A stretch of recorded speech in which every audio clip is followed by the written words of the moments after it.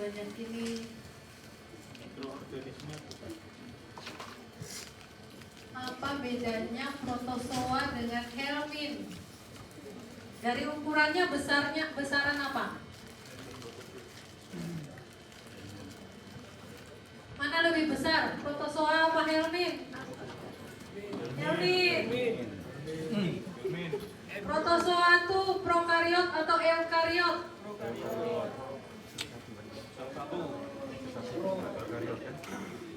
Apa beda prokariot dan eukariot? Pelajaran SMA.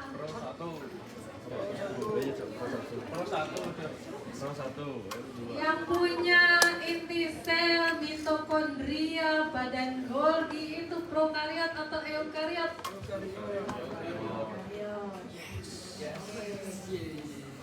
Baca lagi ya adik-adik. Jangan kalah dengan anak SMA ya.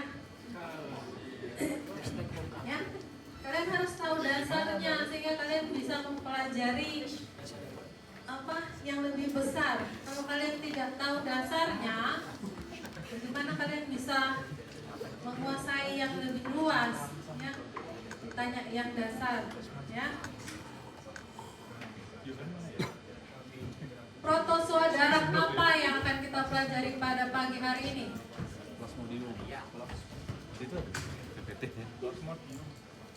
Ada yang sudah dapat slide-nya?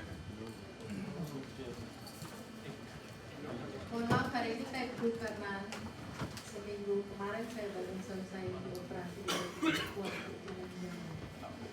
Dari sini adik-adik bisa langsung berpendapat. Apa protozoa darah yang kita pelajari hari ini yang merupakan penyebab penyakit endemis di Indonesia? Plasmodium salah satunya ya. Oke. Plasmodium yang merupakan protozoa darah. Bisa ada di dalam darah manusia, bisa ada juga ditemukan di dalam darah monyet ekor panjang. Ya. Itu salah satu jenis plasmodium itu knowlesi yang ada di Malaysia yang bisa menginfeksi monyet ekor panjang. Ya. Tapi dia ditularkan oleh nyamuk. Jadi kalau ada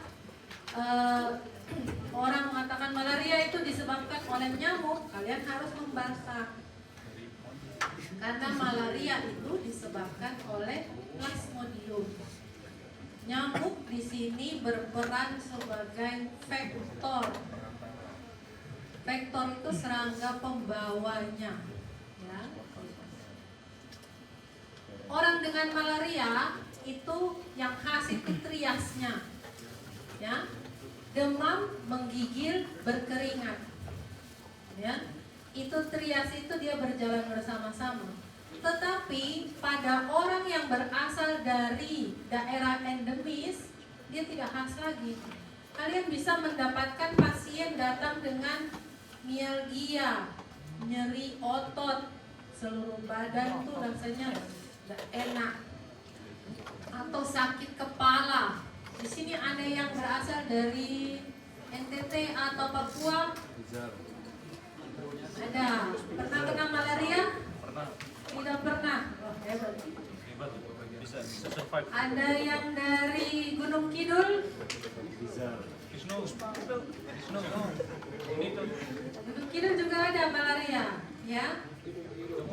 Orang yang suka dari daerah endemis itu, ketika dia berada di daerah endemis, dia terkena malaria karena sudah mengalami daya tahan tubuhnya sudah belajar dan lain-lain, dia terkompensasi sehingga bisa saja pasien adik-adik itu datang tidak dengan 3 trias ini.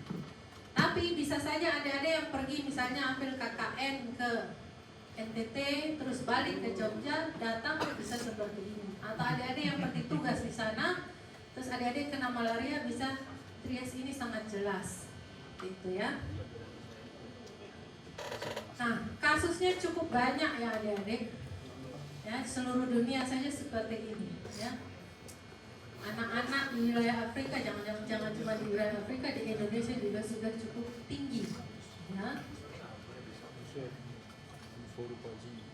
Nih, dia bisa datang dengan banyak gejala, mulai dari sangat ringan sampai parah, bisa saja sampai kematian. Kematian kalau tidak diterapi.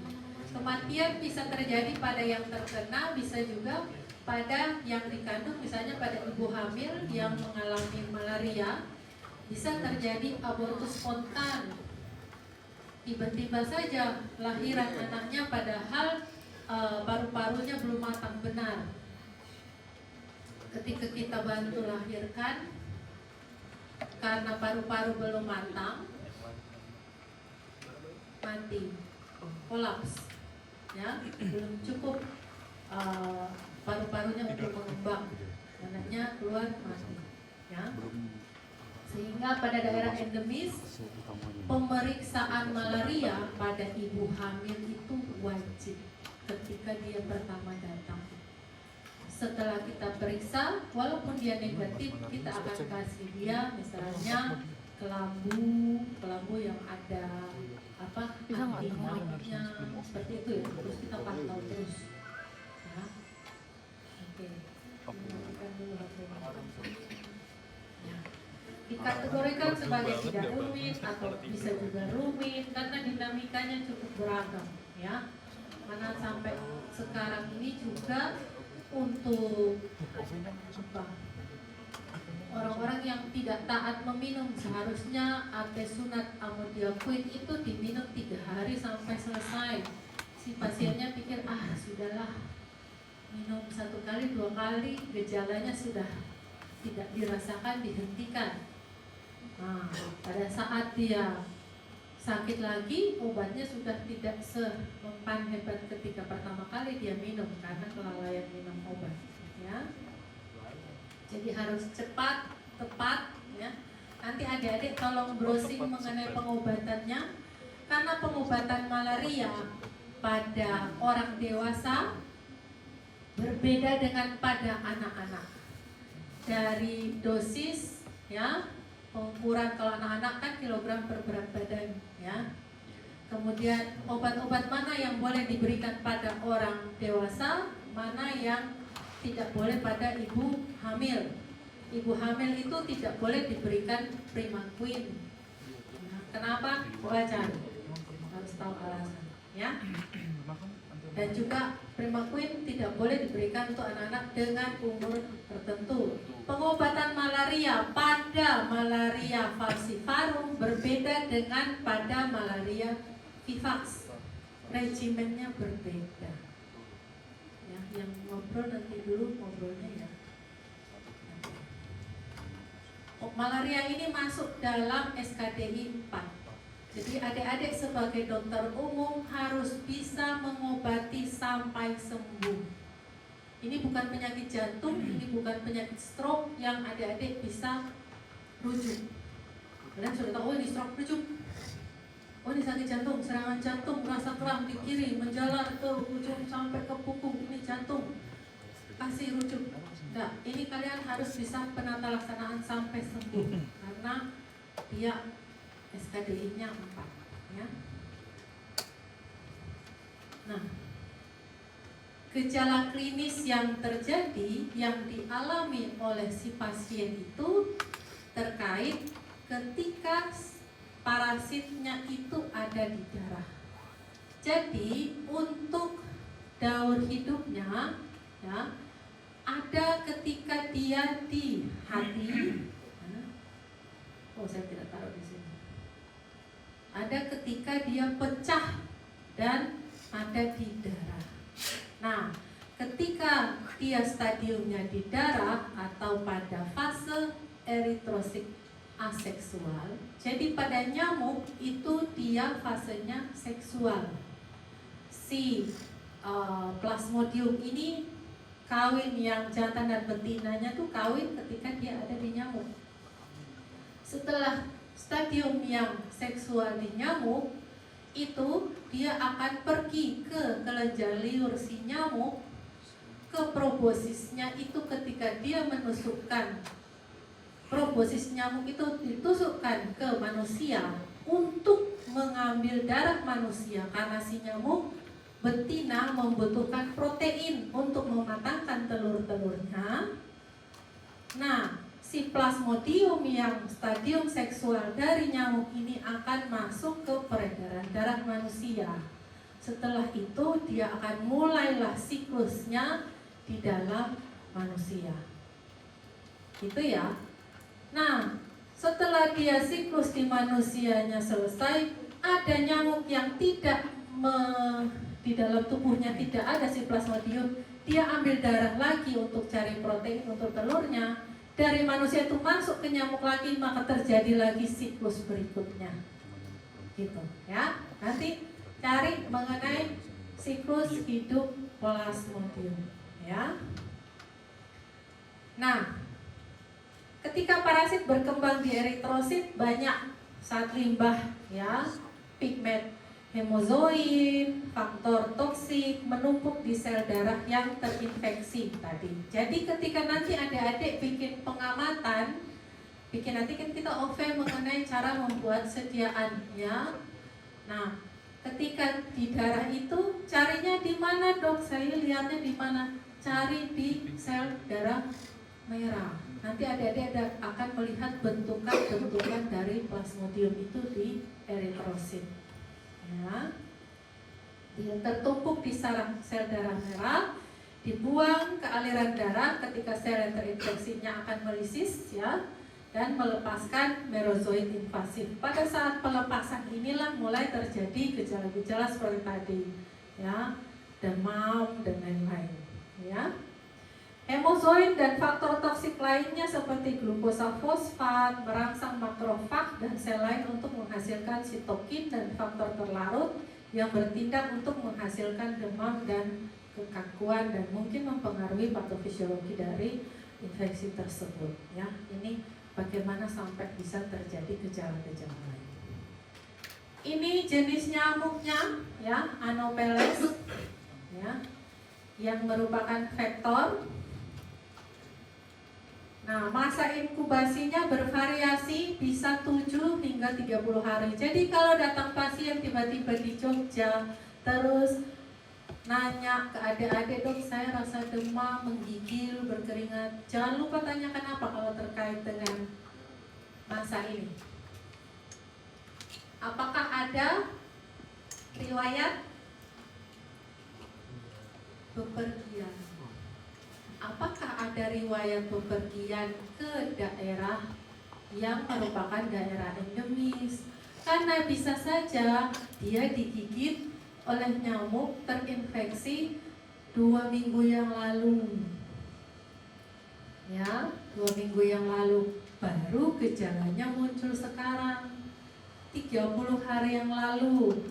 Ini tergantung jenis plasmodiumnya. Di sini ada lihat, ada falciparum, vivax, ovale, ya, malariae atau knowlesi.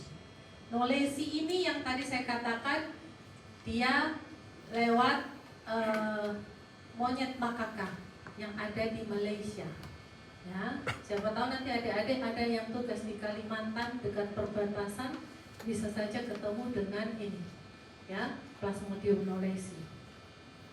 Masa inkubasinya sekitar ini ya, ada yang 9 sampai 14 hari, 12 sampai 18 hari ya. Nah, dari semua jenis Plasmodium ini yang paling membuat gejala yang berat adalah Plasmodium falciparum.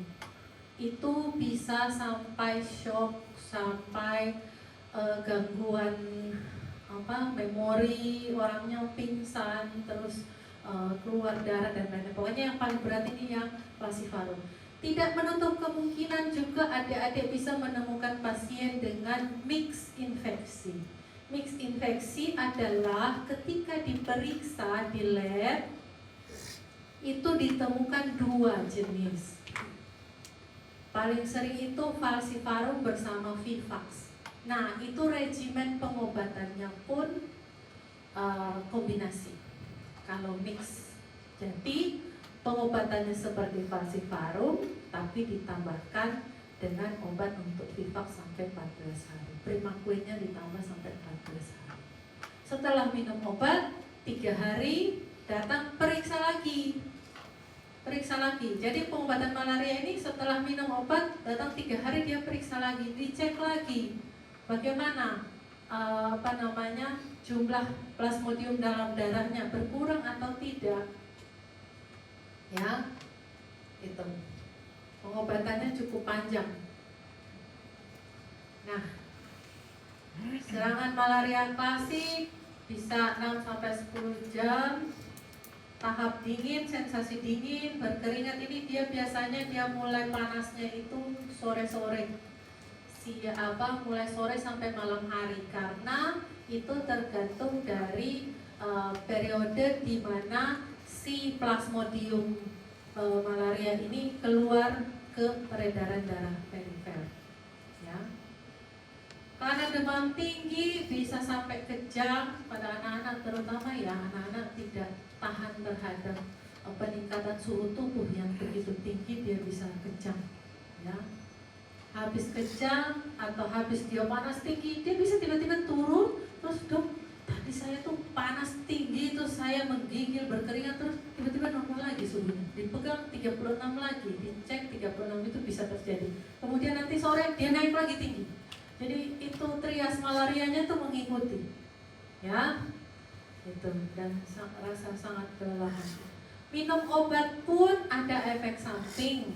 Jadi dijelaskan kepada pasien, tapi jangan khawatir, setelah selesai pengobatan efek samping akan hilang. Yang saya pernah alami sendiri, jadi saya pernah praktek di pedalaman timur sana, saya kena mix malaria.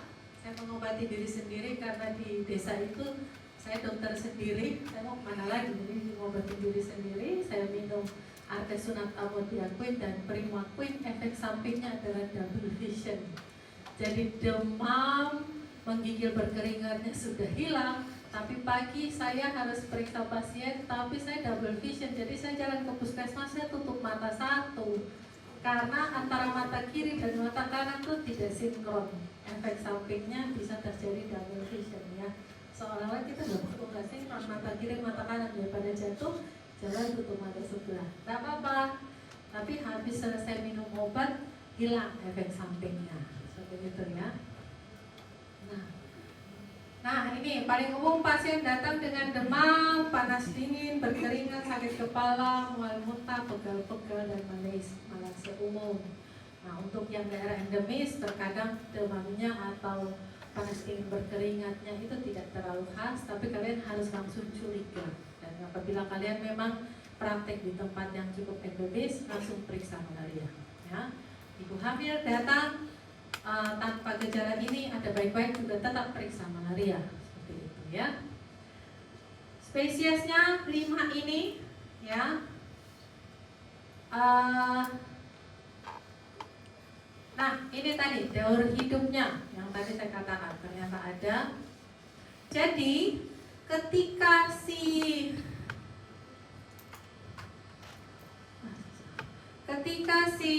nyamuk Anopheles itu mengambil darah dari manusia untuk kebutuhan protein untuk telurnya, jadi Anopheles jantan apa betina? Yang bertelur jantan apa betina? Langsung senyap. Anopheles betina, ya adik-adik. Yang jantan berarti minumnya apa? Kalau nggak darah. Kalau dia nggak minum darah, kira-kira yang jantan minumnya apa? Cowok-cowok minum apa dong kalau nggak minum darah si nyamuk? Atlas. Hah? Atlas. Embun, air hujan yang jatuh di dedaunan, ya, Minum embut. sari-sari tanaman, ya, gitu ya.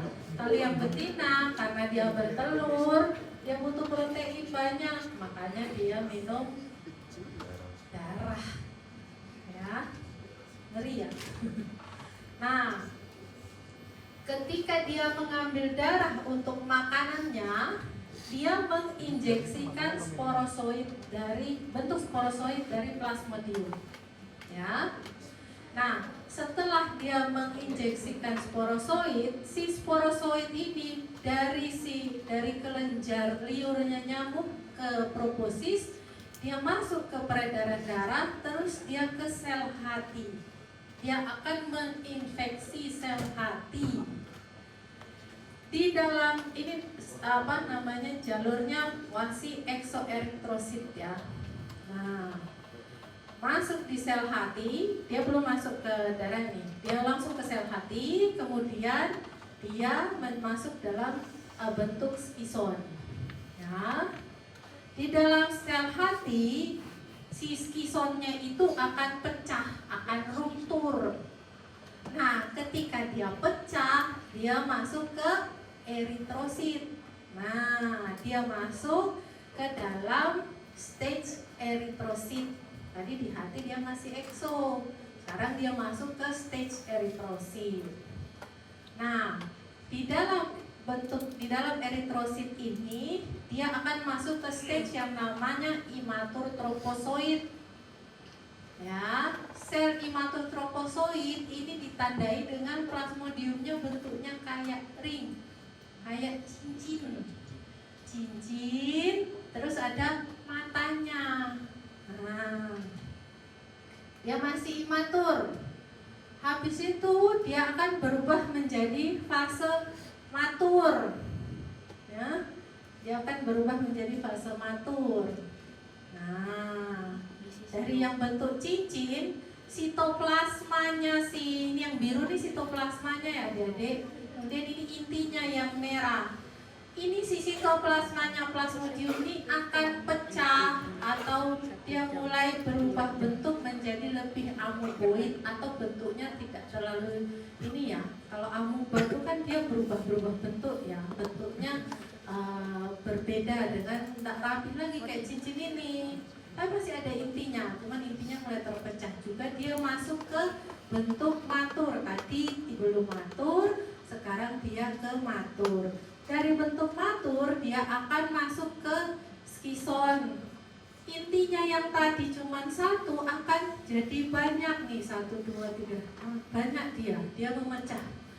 Setelah itu si sel darah merahnya akan pecah, skisonnya itu akan keluar. Ya, nah, ini dia terus di dalam darah, tapi ada juga dari stage imatur tropozoid yang ring stage itu dia ke bentuk gametosit. Gametositnya ada jantan, ada betina, tapi dia belum belum kawin-mawin. Nanti kawin-mawinnya di dalam nyamuknya. Ini dia jantan dan betinanya ini masih bisa kita temukan di dalam darah gitu ya. Ada ini contohnya yang falciparum jantan, falciparum betina ya. Ini contohnya yang vivax, ovalis sama malaria, ada yang jantan atau betina. Ketika si nyamuk ini, Anopheles ini menghisap darah lagi, si gametosit jantan dan betina ini ketemu mereka di dalam nyamuk, di dalam lambung nyamuk, ngedek mereka di nyamuk dan kawin di dalam nyamuk. Jadi fase seksual terjadi di mana? Nyamuk. Fase aseksual terjadi di manusia. Ya. Nah, di dalam nyamuk maka terjadi ini. Ya. Berkawinlah mereka, ya. Makrogametosit, mikrogametosit ketemu, kemudian jadi ookinet, ookistik, dia berkembang stage-nya, ya. Kemudian dia ruptur, rilis, dia di dalam pencernaan si nyamuk ini terjadinya, rilis dari pencernaan nyamuk, lari lagi ke kelenjar liurnya nyamuk, ada dia di proboscis, waktu nyamuknya mau ngambil darah, pergilah dia ke orang berikutnya, maka terjadilah penularan. Kayak gitu ya. Ini adalah severe malaria atau malaria yang parah. Paling banyak terjadi di Plasmodium apa tadi? falsiparum. Bisa terjadi malaria cerebral, datang-datang pasiennya sudah koma, sudah kejang, ya, ada gejala-gejala neurologis. Bisa terjadi anemia berat, karena tadi apa? Adik-adik lihat ini, ada pecah ini, eritrositnya ini, ya. Jadi hemolisisnya cukup banyak, dia infeksinya cukup berat, jadi terjadi anemia berat. Bisa terjadi hemoglobinuri, datang urinnya udah ada hemoglobinnya, ya, karena si hemolisis tadi gitu. Bisa datang dengan ARDS, ya, nih, kelainan pada pembekuan darah, tekanan darah sangat rendah disebabkan oleh kolaps kardiovaskular. Bisa juga antara sistol dan diastolnya tuh deket banget, ya. Harusnya berapa? Antara 180/20 bedanya berapa? 120/80 bedanya berapa? 40 mmHg toh. Bisa datang cuma bedanya tuh 10 mmHg, 20 mmHg, curiga, ya. Itu ini apa, ada gangguan. Cedera ginjal, karena kan berhubungan tadi dengan sel darah merahnya kan. Jadi bisa terjadi cedera ginjal. Hiperparasitemia, ya, parasitnya banyak sekali di dalam darahnya, ya, lebih dari 5% sel darah merah tuh begitu dilihat di bawah mikroskop, habis bikin apusan tuh, wih, ini banyak sekali ini. Nanti adik-adik akan belajar bagaimana menghitung parasitemiknya, ya. Asidosis metabolik juga bisa terjadi, hipoglikemi juga bisa terjadi. Jadi orang malaria itu harus tetap makan, harus tetap minum. Karena gulanya itu karena infeksi yang sangat tinggi itu dipakai habis dia, lemes ya, karena hipoglikemi, ya. Nah, nih terutama wanita hamil, ya, dan juga ada pengobatan kalau wanita hamil kan kita takut ya kasih premakin nggak boleh gitu ya, kita kasih kinat, tapi efek sampingnya bisa hipoglikemi, maka harus tetap makan dan minum, ya, sehingga kadar gula darahnya terjaga. Nah, ada yang namanya infeksi malaria relapse. Ini biasanya pada vivax dan ovale. Kenapa relapse? Relapse artinya dia sudah ini terus terinfeksi lagi. Jadi terinfeksi misalnya dia tinggal di Papua, terus dia datang ke Jogja, terus biasanya tahu-tahu aduh saya punya malaria. Saya rasanya gejala yang kemarin terjadi lagi. Karena pada jenis vivax dan ovale ini ada stadium yang namanya hipnosoid, di mana si malarianya, si plasmodiumnya itu dia bubuk di hati, dia bubuk di jaringan hati, kemudian dia aktif kembali ketika imun dari si pasiennya itu menurun seperti itu, ya, dia kambuh. Jadi harus diobati lagi seperti pada serangan pertama, ya. Ini penting, jadi harus ditanyakan kembali. Nah, ini adalah morfologinya secara umum. Nanti adik-adik juga belajar pada praktikumnya Dr. Andika, ya, salah. Dibedakannya seperti ini, adik-adik. Kan tadi sudah tentang daur hidupnya, ya. Ada dari dia dibentuk ring, ya, imatur, kemudian dia masuk ke bentuk trofozoid, kemudian dia ke matur itu bentuk skison dan gametosit. Adik-adik bisa bedakan bentuk ring, ya, seperti apa, ya. Ada ring terus ada intinya. Yang biru itu sitoplasmanya, yang merah itu intinya, ya. Kalau vivax, kalau falciparum, lihat sel darah merahnya ini tidak membesar. Kalau vivax, sel darah merahnya itu ukurannya lebih besar dari normalnya. Ada pembesaran sel darah merah dan ada dot-dot nih, dot-dot nih, Sussner, titik-titik ini karena pecahan dari eritrositnya ada nih. Nah, sel darah merahnya titik-titik selain bentuk ringnya, ya. Nanti adik-adik belajar ini lebih dalam di Nih, bedakan. Kalau trofozoid yang khas-khas ya, malariae bentuk apa ini? Band atau pita, melintang, ya ini khas. Band form, ya pada stage trofozoid dari malariae, ya. Kalau skison ini dia seperti skison dari malariae, dia seperti apa ini? Hah? Seperti bunga rose gitu ya. Ada tengahnya, terus ada pinggir-pinggirnya. Ini khas. Ya.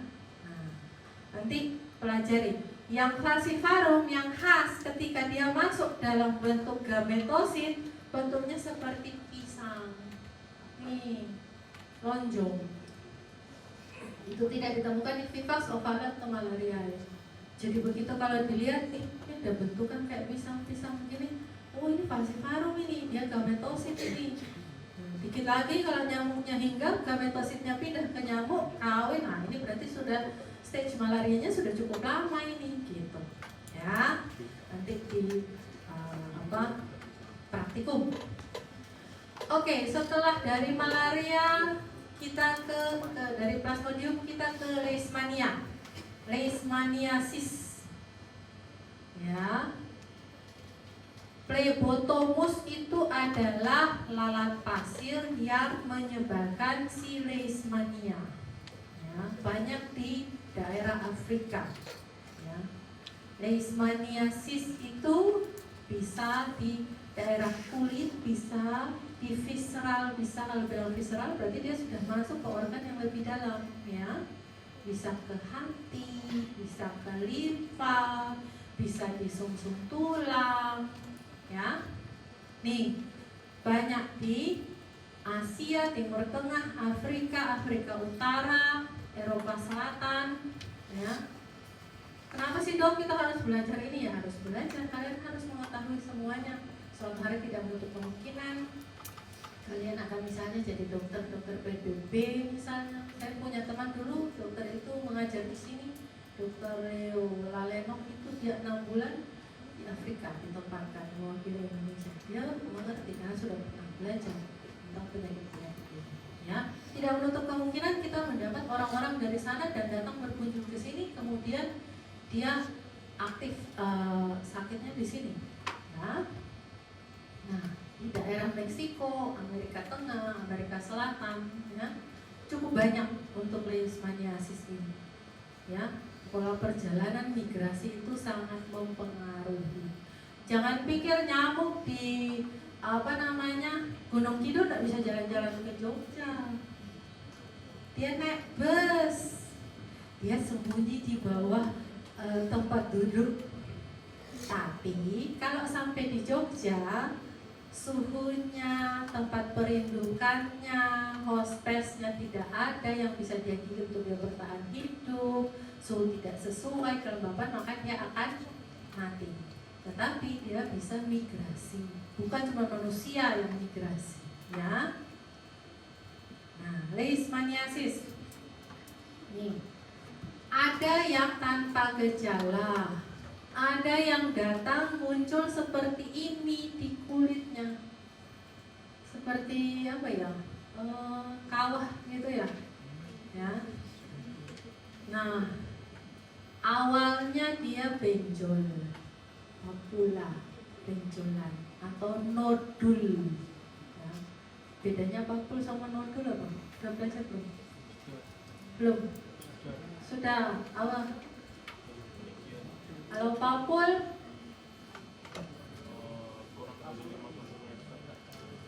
kalau yang keras tidak ada isi airnya lebih ke apa? Kalau nodul nanti belajar lagi ya. Kapan kamu bilang papul, kamu bilang nodul, ukurannya bedanya apa ya? Supaya nanti pada saat UKK mendeskripsikan lesi di kulit itu tidak salah ya. ukurannya, apa saya temukan kapul, apa saya temukan nodul, apakah miliar atau tidak, pinggirannya merah atau tidak, nanti dilatih ya. Nah, terus lama-lama dia jadi borok kayak gunung berapi gitu tengahnya itu, ya. Terus pinggirannya ada keropeng-keropeng, ada keraknya, ya. Nah, ketika kalian periksa misalnya di tangan, ya, berarti kalian periksa kelenjar limfnya di mana? Pembekakan kelenjar limfnya di mana? Kelenjar limf terdekat. Kalau misalnya lukanya di kaki, kelenjar limf terdekatnya di mana? Di kaki lukanya, kelenjar limf terdekatnya di mana? Di belakang lutut. Yang paling dekat itu ada pembesaran kelenjar. Di sini bisa kalian periksa di tangan, atau misalnya lukanya di sini periksanya di ketiak, ada pembengkakan atau tidak, karena itu kan pertahanan ya. Jadi ketika ada infeksi di mana, maka kelenjar yang paling dekat itu akan pembengkakan ya. Nah, ini periksa nih, ada jenis-jenis leishmaniasis, cutaneous, megacutaneous, dan visceral ya. Cutaneous tadi kalau bilang kutan langsungnya kulit. Muka cutaneous kulit sama membran mukosnya ya. Terus visceral berarti di hati, ring ya. Nih pasir ya. Ini lalatnya, ini yang leishmania ya. Memang lalatnya ada di sini. Nah, kalau dilihat modelnya kayak gini nih adik-adik, ada membran undulasinya di hidungnya, terus ada flagelanya ya. Terus lihat di nukleusnya sepertiga anteriornya anterior, di sini ada nukleus, ada intinya ya. Oke, ini dia punya dua stadium, amastikot dan promastikot. Amastikotnya di dalam darah, promastikotnya di tubuh lalat. Jadi selalu yang parasit kalian cari tahu dia ada stadium. Kapan sih dia stadiumnya di serangganya, di vektornya, kapan dia stadiumnya di manusianya, di vertebranya, gitu ya. Apa yang membedakan? Oh, waktu dia di dalam darah itu modelnya kayak gini, sehingga kalau kita periksa darah yang kita cari itu model kayak gini. Gitu. Nah, waktu tubuh lalat berarti berbeda, ya. Nah, ini stage-nya. Setelah si sandfly tadi ambil darah juga, jadi kayak nyamuk ya, dia ambil darah untuk protein untuk telurnya, dia ambil darah, maka masuklah ya, parasitnya masuk, kemudian dia masuk ke dalam tubuh manusia, kemudian dia memfagosit sel ya di dalam darah, kemudian dia berubah menjadi dari promastikot, dia berubah menjadi stage amastikot, kemudian dia pecah ya, amastikotnya jadi banyak, terus pecah, terus dia ke darah lagi, terus itu terjadi lagi, nyamuknya ngambil lagi darah ya, terus di dalam nyamuknya dia mengingesti sel parasitnya dalam nyamuknya. Terus amastikotnya dia transform lagi menjadi promastikot. Promastikotnya pergi lagi ke kelenjar ludahnya si sandfly itu, kemudian dia berputar terus. Ya, seperti itu. Cara mendiagnosanya adalah mendeteksi lewat pengambilan darah, ya, apakah ada bentukan leishmanianya, atau bisa juga dilihat lewat DNA. Jadi ambil darah, terus kita pisahkan.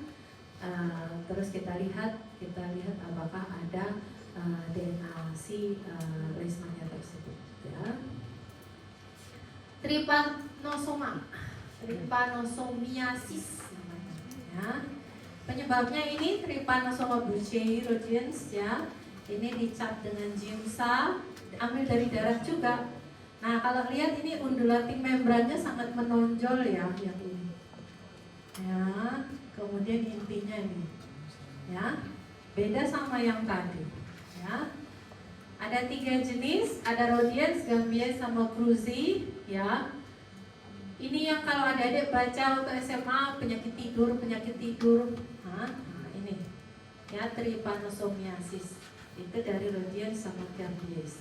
Itu penularnya lalat tsetse, ya, lalat tsetse ada di Afrika Sub-Sahara, ya. Dia mirip sekali. Jadi nanti kalau membedakan harus secara DNA. Ya. Ini dia, ya. Masuk juga setelah lalat tsetse itu mengambil darah, ya. Dia menginjeksikan si metasiklik trypomastigotes itu masuk ke dalam darah, tapi dia ada entah bisa mammalian stage-nya lewat cattle, ya, sejenis sapi, kerbau, atau juga lewat manusia juga bisa, gitu ya. Mammalian stage jadinya dia di dalam tubuh si mamaliannya itu dia akan membelah biner, ya, binary infusion. Biner itu artinya dia 1 dia jadi 2 dia jadi 4, gitu. Dia membelah biner, ya, menjadi banyak di dalam darah dan pembuluh limf, ya, bisa sampai ke spinal fluid, ya, spinal fluid. Kemudian dia sirkulasi, nanti datang lagi si tsetse, ambil lagi darah, terus dia masuk ke tsetse fly stage, ya, stage yang ada di dalam si lalatnya. Kemudian dia muter lagi, ya. Didiagnosanya dengan ambil cairan tubuh apapun, jadi bukan cuma darah, bisa cerebrospinal, bisa darah, bisa pokoknya kelenjar getah bening, bisa pokoknya ambil cairan tubuh apapun, ya. Kemudian dites apakah ada. Ini tanda gejalanya: sakit kepala, kelemahan, periksa heparnya ada pembesaran, splennya ada pembesaran, ya, demam terus menerus, ya, kemudian berhari-hari, berbulan-bulan, ya. Nah, waktu periksa aksila, inguinal itu dapat terjadi pembesaran. Yang Chagas, Trypanosoma cruzi, ya, penyakit Chagas ini ditemukan oleh bapak orang Brasil, ya, Pak Carlos, ini tahun 1909, ya. Ditularkan ke hewan dan manusia lewat serangga ini, triatoma. Kita punya ya bunda ya di lab triatoma. Kita ada di lab kalau mau lihat triatoma. Ada nih, kalian juga pernah lihat ya ini ya triatoma. Kissing box. Ya. Ini dia bisa jadi penularnya. Ya. Datang pasiennya kayak gini, Ramona Saim. Ya, kelopak matanya itu buka karena kotoran dari si serangganya itu kena di mata, bisa, ya. Itu kalian ini orang ya, bisa buka. Akut kronis komplikasinya bisa sampai ke jantung, ya. Kalau yang akut itu masih berapa minggu gitu. Kalau kronis sudah tentu mencakup waktu yang lebih lama, ya. Kalau akut dia bisa aja datang demam ringan, nyeri tubuh, sakit kepala. Kalau sudah kronis dan ada komplikasi, itu bisa dengan banyak gejala lainnya sampai ke jantung, ya, gastrointestinal juga bisa.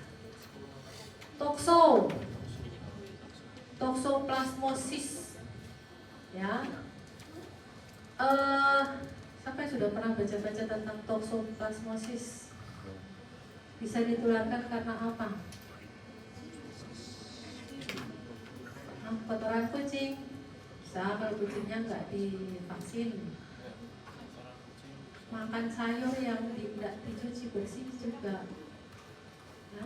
Makan daging yang tidak dimasak dengan sempurna juga bisa apabila di dalam daging hewan itu ada kista dari si toxo. Jadi makanya edukasinya ke masyarakat, untuk hidup bersih dan sehat. Mencuci sayur, kalau sayur-sayur yang dicurigai kotor itu direndam dengan air dan dikasih garam dikit, tunggu sekitar 3 menit, 3-4 menit baru dibilas. Itu yang melekat di sayurnya itu lepas, gitu ya. Biasanya ada kistanya, ya. daging kurang matang, rare. Apa istilahnya? Biasanya tuh yang setengah matang, well done. Ya kayak gitu ya, masih merah-merah, kurang matang, terkontaminasi ya. Daging, kerang, ya. Cuci tangan bersih sebelum makan, ya. Hal-hal yang simpel. Kalau punya talenan yang cewek-cewek, kalau punya talenan di rumah dipisah antara untuk memotong daging, sayur dan buah itu berbeda. Ya, jangan habis potong daging, terus kalian potong apel di atas itu, habis dikupas, gitu, ya. Itu dipisah. Air minum juga bisa, ya, air yang terkontaminasi. Ini tadi betul kata teman kalian, kotoran kucing yang mengandung toksoplasma. Ya, menyentuh, menelan, meminum, kongenital juga bisa ya, dari ibu ke anak. Makanya ibu hamil itu diperiksa ada tokso atau enggak. Ya, kadang-kadang tidak menunjukkan gejala sampai akhirnya keluar gejalanya, ada kerusakan otak, kerusakan mata, organ lain, ya, dia berkembang. Ya, ini ya, jelas ya, kucing bisa, tikus bisa, babi bisa,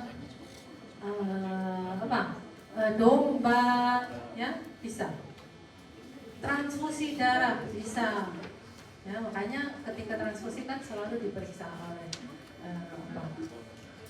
ketika diambil, kita screening kan, kita tanya-tanya dulu, analisis dulu, kemudian kita ambil. Tapi setelah diambil darahnya pun, darah itu diperiksa, ya. Oke, itu mengenai kuliah pakar kita pada pagi hari ini.